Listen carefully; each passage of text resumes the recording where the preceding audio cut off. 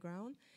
And I am a psychologist, and I am also a mother of 3 unschooled children, which is the most important part in my life. And yes, yes, I think family is a big topic in the psychedelic congresses and should be more discussed. Well, and I put this quote here: if you're coming to help me, you're wasting your time. If you come because your liberation is bound up with mine, then let us work together. It's a very important saying for me in my work now, and it was not like that in the beginning when I was a psychologist. It was very difficult for me to work in the psychiatric realm. I always felt a bit different, and I couldn't really identify with this world. So for a long time, I was not really working in the field. Next slide, please. Oh, there is no text. It's okay. Ah, yes. So and my only foot in the work as a psychologist was in harm reduction. I was working in Cosmic Care in Boom Festival because it's my tribe also, the psytrance world. So I was working in these harm reduction services, in these psychedelic emergencies services, and this is where I met for the first time colleagues which I could relate to. It was a big relief. And I met also Ben de Leunen, and he gave me his movie, Ibogaine, Rite of Passage. It was in 2006. And I just put here the book we made out of Cosmic Care team. We made this book, the Manual of Psychedelic Support, which is still a free ebook available online, but it's also now a real book that you can buy on Maps. I had a few with me here, but I sold them all.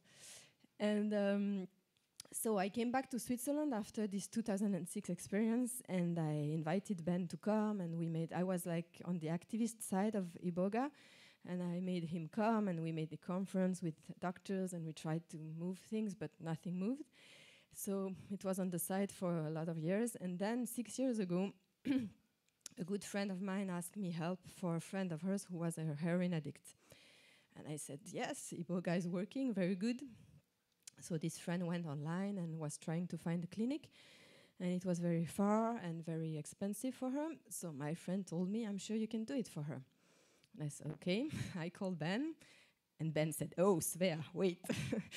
And he connected me to the 2 magical sisters, Claire and Sarita. And from then on, I've been trained by them. And I think you can put the next one, I'm not sure. Yes.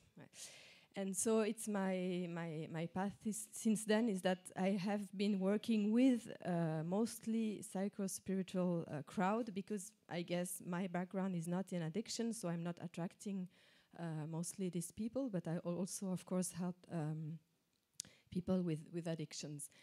And the thing that I really like now is to see how we can improve our service with all the preparation and the integration part.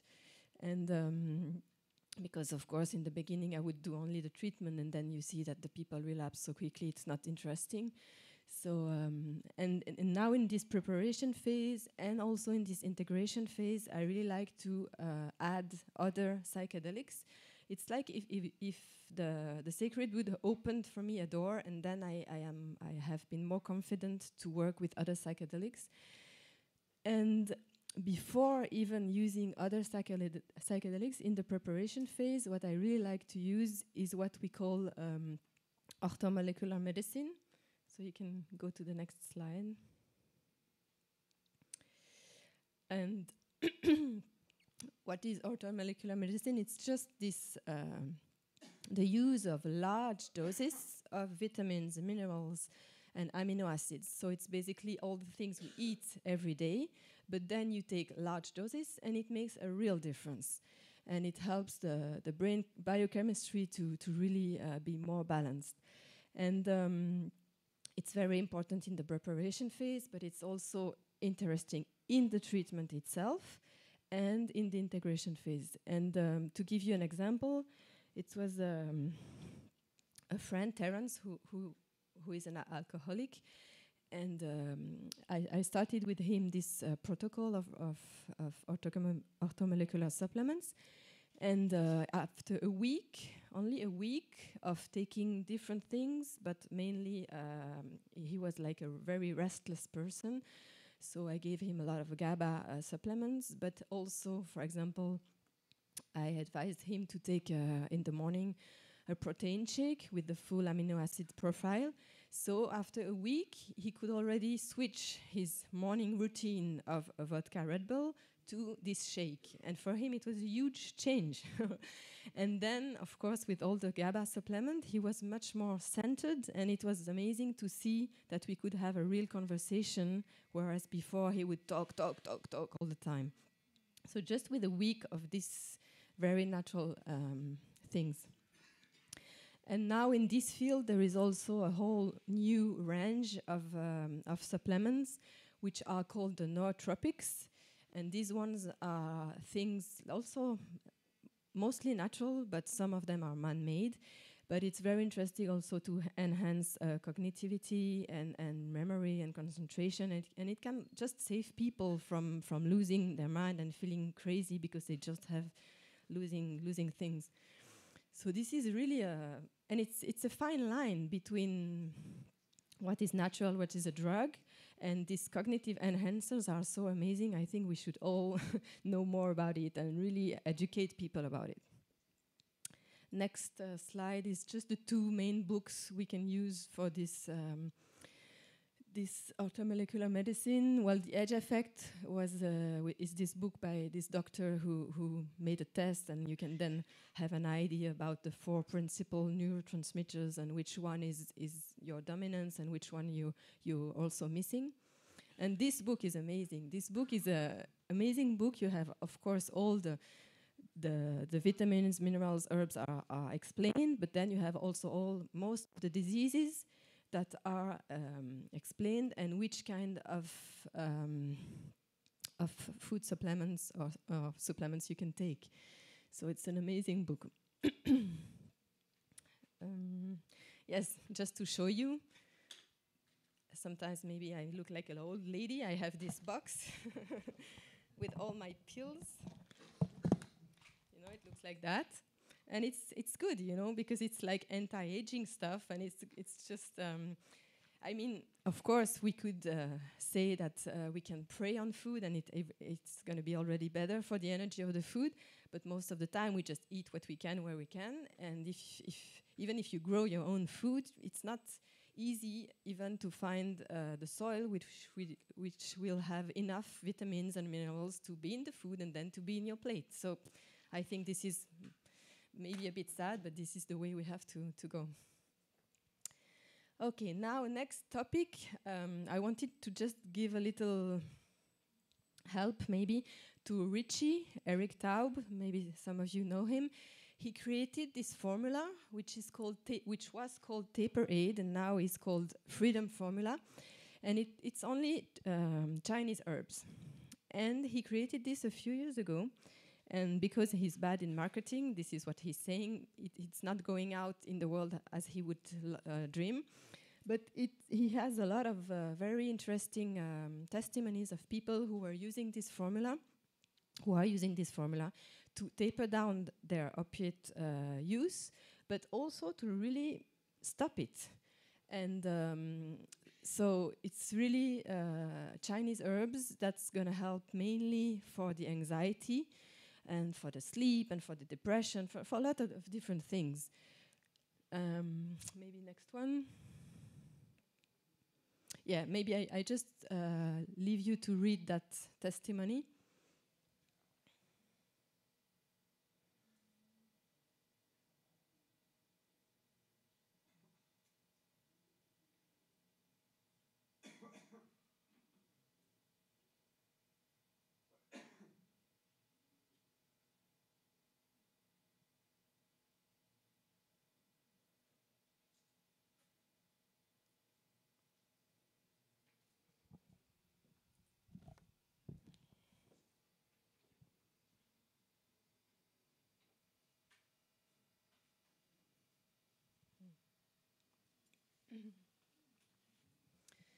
Yes, so what I like also in this, I don't know if someone in the room already tried this taper aid formula.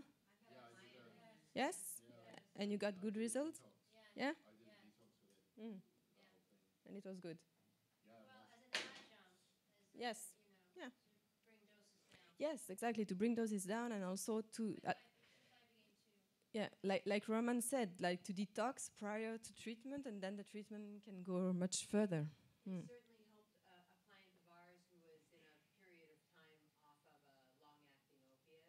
Mm. She used Gatorade. Yeah. And minimum amount of morphine. Yeah. Thank you. Can you go to the next? Yes, just you can go to the next one too. Yeah. So just yes, what he's saying it's that it's a harm reduction tool because it also helps people to be in control of their use and to by themselves decrease it. So this is the the box, and this is his contact. Yes. Yes, sure. My ex used it for pause after he did an Ibogaine treatment and found it helpful adjunct. And my aunt lives in Florida. Richie, my aunt and uncle, and their doctor at the Oriental Medicine College there, really like formula, turned them onto it, and they're not addicts. So I think that there's testimonials also from the clinical TCM that would support his formulation. Yeah. Okay, great. I think you can go to the next one. Excuse me? Yes, also. But it's not the same. It's a new formulation now. It's called free Yeah. formula. Right. So now we go into the topic of microdosing. So it's a whole new topic. It's very like the Swiss television will have a half program on microdosing next month. I'm very happy about it, and they even tried it. Like the main producer and the journalist tried it.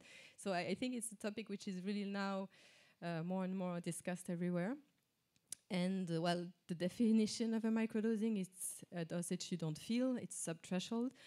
And Dr. James Fadiman's protocol that I'm also using is 2 times a week for 3 months. And I think this is important because sometimes people say, oh, I tried 1 month and it didn't do much. But I think 3 months is a very good time frame to really see if there is a difference. And if you look at the Dr. Fadiman's research body, because he collected the testimonies of a lot of people around the world. So I think his main conclusion is that it's creating an overall positive outcome. Like everything is more positive. It can be in sleep, in emotional balance, in cravings, in anxiety, in physical pain. And it's just, for me, it's just a tool that helps us to raise more awareness, more consciousness on what we already know, what we want to change. And it's just helping us to really do these little changes that helps the big changes in our life. And that's why I like it, because it's really, it's subtle, but it's really helping. Yes. Yes. So this is just a little bit of a chemic.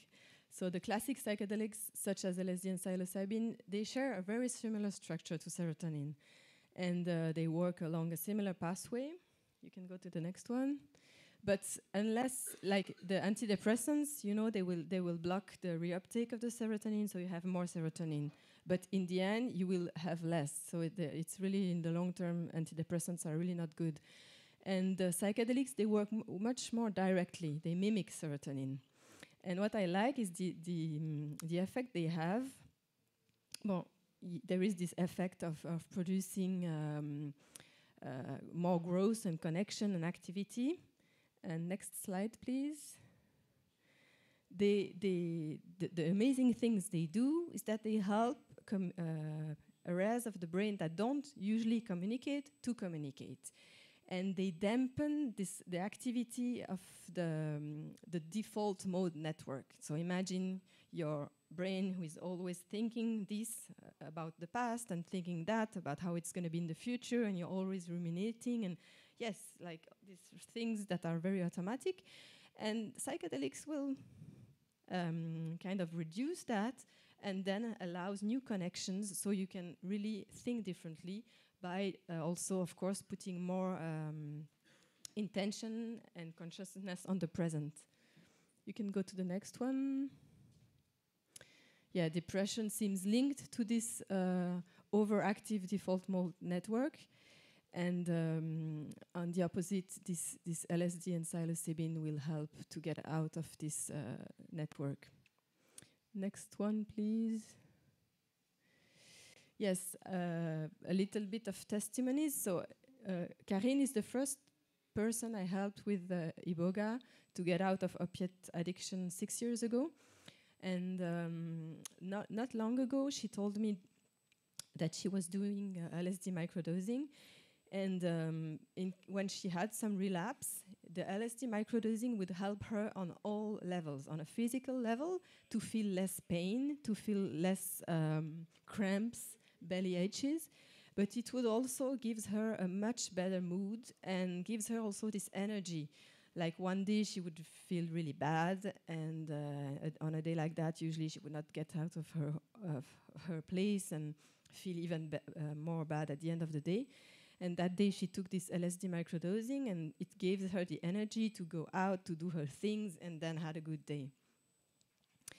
And for the psilocybin, I started to introduce it to my clients because I thought, well, if you go into rehab and you stop a drug, they give you antidepressant after. It's like a normal thing they do. So I was like, okay, so I'm gonna have to do the same, but with something much better. And that's how I thought, okay, let's do microdosing of psilocybin. And I'm very grateful because in Switzerland I found someone who is growing the mushrooms and putting them into chocolate. So my customers can go to her, buy the chocolates, and they have their psilocybin microdose in chocolates. It's very nice. And yeah, my experience also with microdosing is that I did a 3 months mushroom microdosing not long ago, and I really helped that.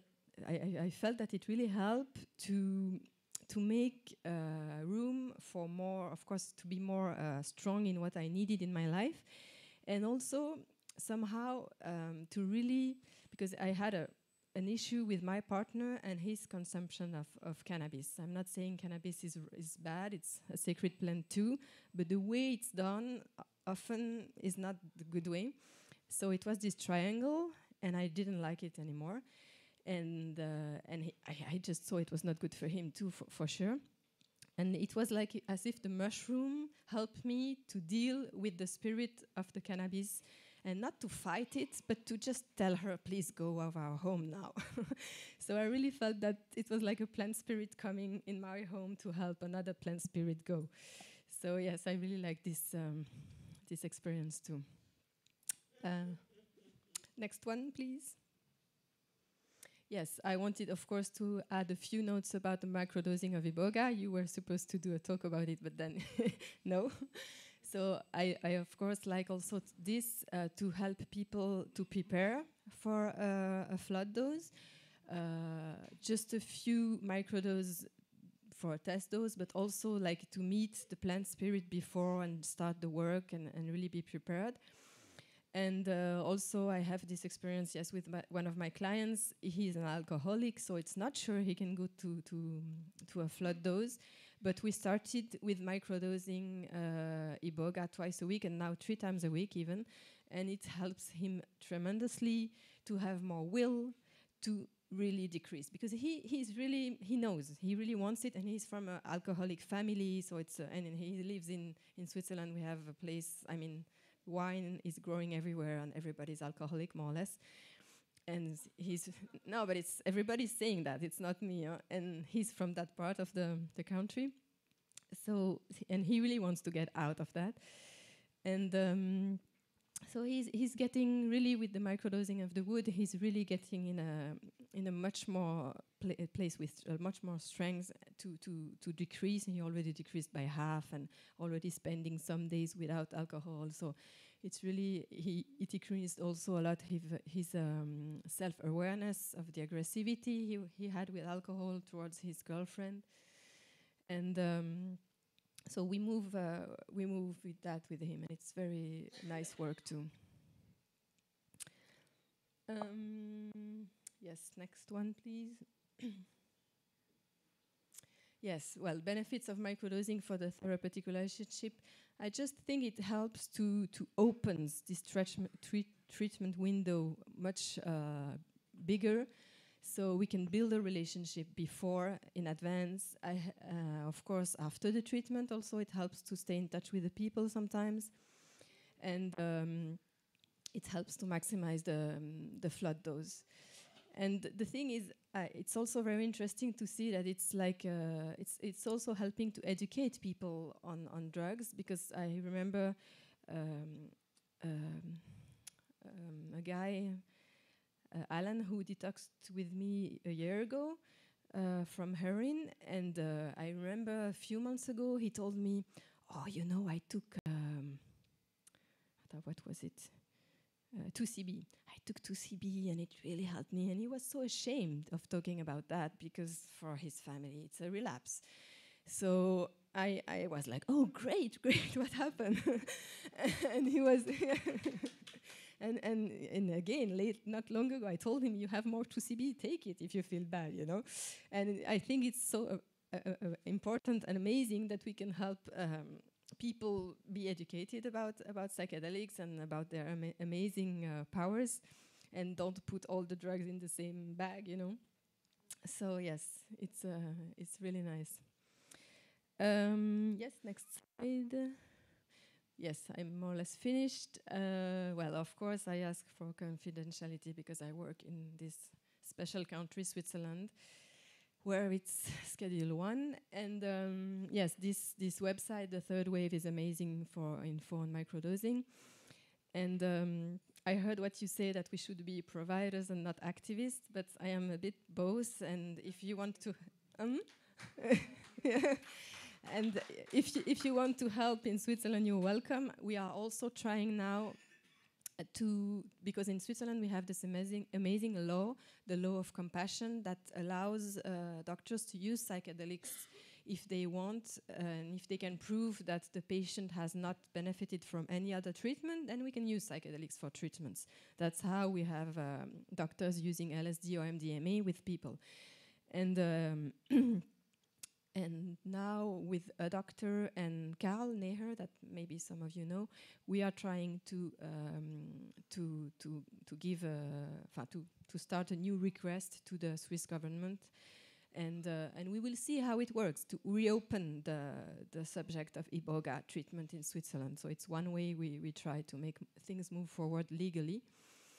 And we will see. I mean, Switzerland is very special. We have a lot of money. We have a lot of people with money. We have heroin maintenance. We have a lot of stuff. So I'm really sure that something can be done with Iboga too. I hope so. This is my dream. Voilà. Yeah. Thank you.